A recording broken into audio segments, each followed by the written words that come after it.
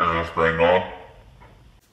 Hey guys, what is up? I think it is finally time to get building the template that everybody has been waiting on, and it is my updated Red Hood Rebirth helmet. I hope you guys could hear what I was saying in there, but this is my updated Red Hood version 2 Rebirth helmet. Much more accurate than the last one I built. This one, I think I finally got it right. If not, let me know. But this helmet should fit anywhere from a 22 inch to probably a 23.5 to 24 inch head. I would say if you got a 22 inch head like mine, you might want some padding in there to make it a little more sturdy, because it's a little big for a 22 inch head, but put some padding in there and you'll be good to go. But let's get to it. Okay, here we go. We're going to go ahead and get started. I've got half of the pieces cut out over here because I've already put this half together. And this template is quite a bit different than my first Red Hood Rebirth, like I've said previously. With this top piece right here, it's actually sectioned off into 3 separate pieces. A, B, C, and D, or A, B, and C. And basically what you're going to do is you're going to put these 3 pieces together first. And they're all labeled A, B, and C. And they're going to go like this. Just make sure that whenever you have your inward angled cuts, they line up all along the same edge. And make kind of a nice curve like that. Before we start heat forming everything, I'm going to go ahead and do a little undercut around the nose area. You're going to want to cut this 1/2 to 3/4 the way through the foam, but be careful and don't cut all the way through.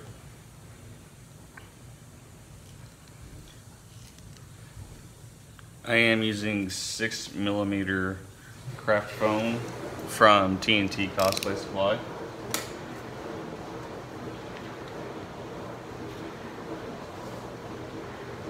There are other undercuts right here, but we will be using the wood burner for these, and we'll do that after we heat form these. Each one of these little V's on a template notates which way to make the angled cut. So you've got a V pointing this way, you're going to hold your blade at this angle, cutting inward.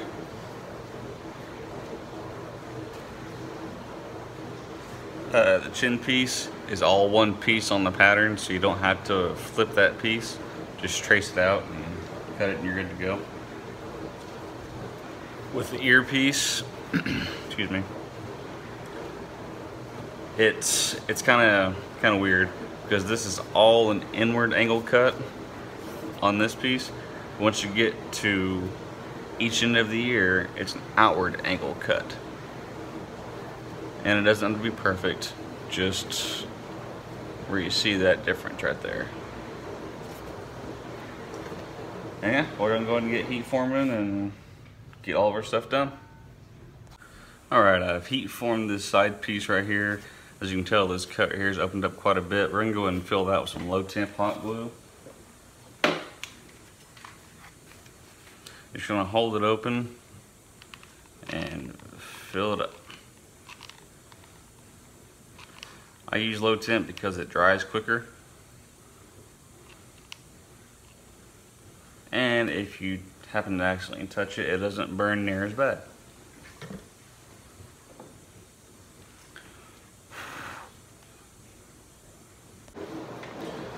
Alright, you can see I've got A, B, and C put together. We're using contact cement for that. I went ahead and applied contact cement for the eyelid piece as well. This part could be somewhat confusing, but as you can tell, there's right where it starts to angle up is where this point right here will go, and these are both just straight cuts at this point. You just push it together like that. Go ahead and close it up in the back.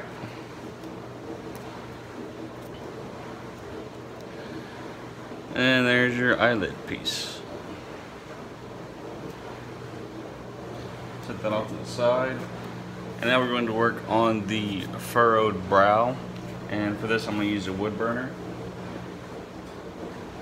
If you don't have a wood burner, you can use V-groove undercuts on these and apply contact cement and seal them up, and that works just as good.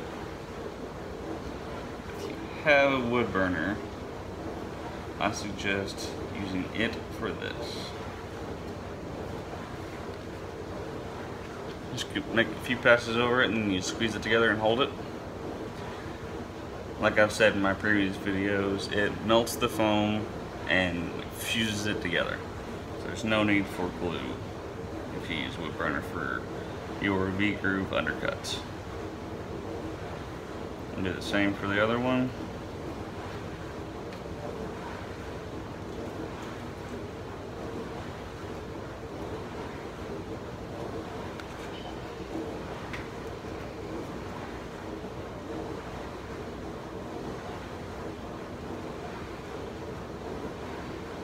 Basically just hold it there until it cools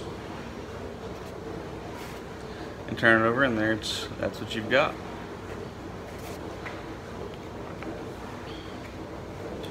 Alright, now we're going to glue these two pieces together. And like I've said before, this is an inward angle cut, which helps to give it this nice beveled look right here. And you just apply contact cement all on the edge of this.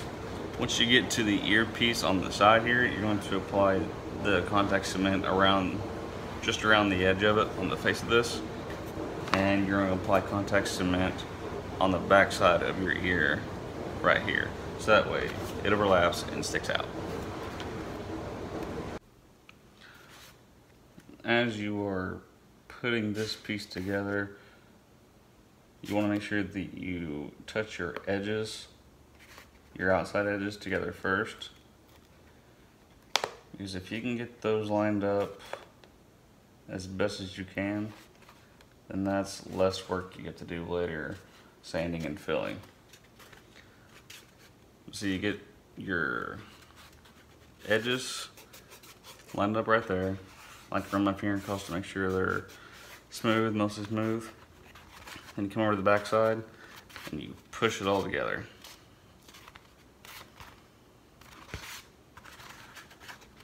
Flip back over and make sure you squeeze your edges back together. And there will have to be some pushing and pulling on this foam because they don't exactly line up. If they did, you wouldn't get the three-dimensional shapes. So you gotta make sure that you really push and pull all these foam pieces together.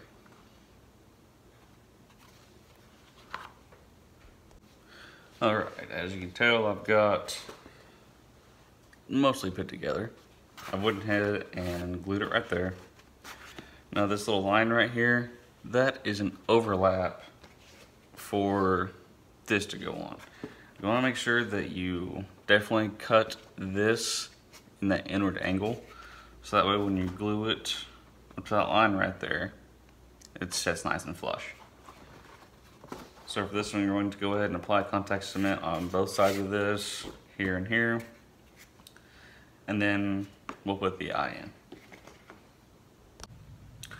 Okay, so what I've done is I've attached it down the middle first, and then I applied my contact cement to the sides.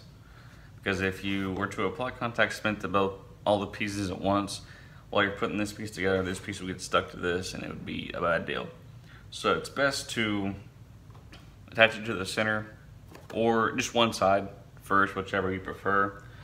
And if it's even easier for you, you might leave these two center pieces completely separate until you get the two sides put together right there, and then apply, and then put in the center piece. But anyway, I'm gonna start right here at the corner of the eye. And like I always say, make sure that the face of the foam lines up just as best as you can, because that will save you a lot of work in the end. Make sure you line up your hash marks as you go, because if you just lay this foam down without any hash marks, there's a chance it could be all wonky and lopsided, and then it just looks not good. So hash marks are important, but if you are good enough to where you don't need hash marks, I applaud you. But I like to use them.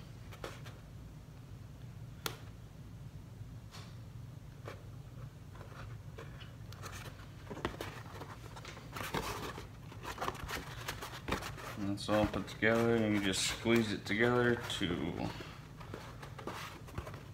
get it really stuck. And there's that part. Now if you want to, you could leave the eyelid out, or you could put it in there. But I'm gonna go and put it in there. Alright, it's finally time to put it in the eyelid. And I would say this is probably the most difficult part of this whole build, because this is such a tight squeeze and it does not want to fit in, to be honest, but you have to force it. These hash marks are an absolute key with this build. I've already got contact cement on the edges of my eyelid and right there. And let's see, I like to go from the inside. And you're gonna wanna line up those hash marks. Hopefully my hand's not in the way. Push that up edge to edge.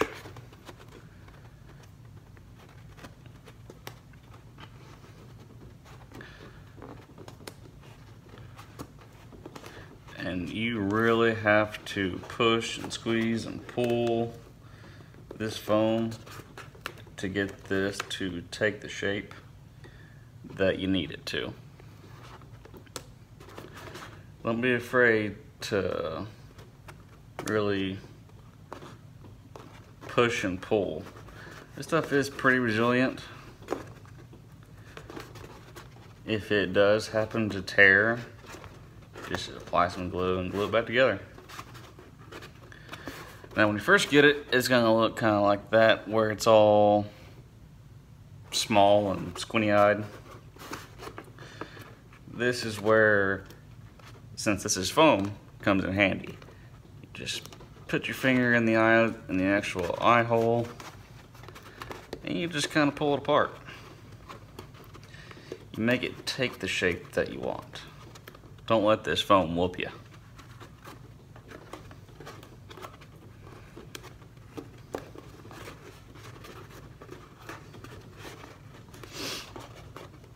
And it'll take some time to get it,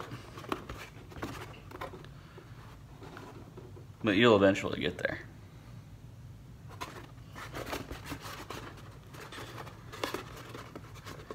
And if you have to, let it set for a bit and then come back to it.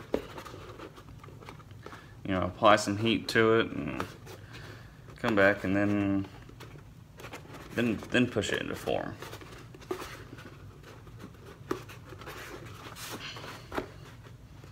Which I might come back and do that anyway with the cheek section here. There's that, and one more part to go, and then this helmet will be all put together. That is the chin. Same as always, apply glue on the edges, line up your hash marks. Alright, contact cement's all dry. One thing to note is your jawline here is all cut at an inward angle cut, as notated here when you cut out your patterns. This is all a straight cut. And you're gonna want to start at the center and work your way out, making sure to line up your hash marks properly.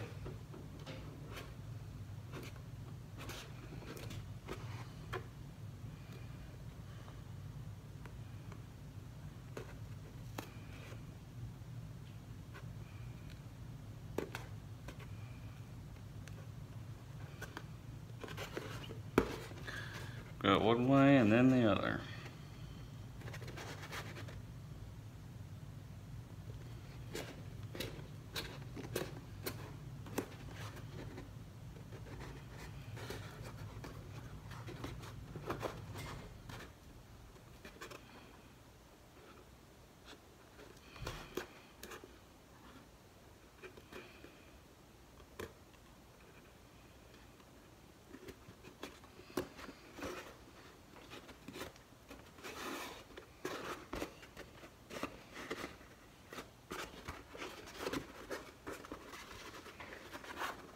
And there we have it.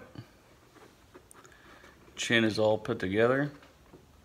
Final step to do is to burn in your lines. There are no Sharpie lines or lines on the templates for the top part. That's because you're just going to want to follow this seam line right here. Now you don't want to get on the seam line because that could cause it to bust open and the whole helmet to fall apart. So it's best just to go right beside it, staying just as level with it as you can the whole way. Alright, and here are the lines all burnt in. I just freehanded the lines on top.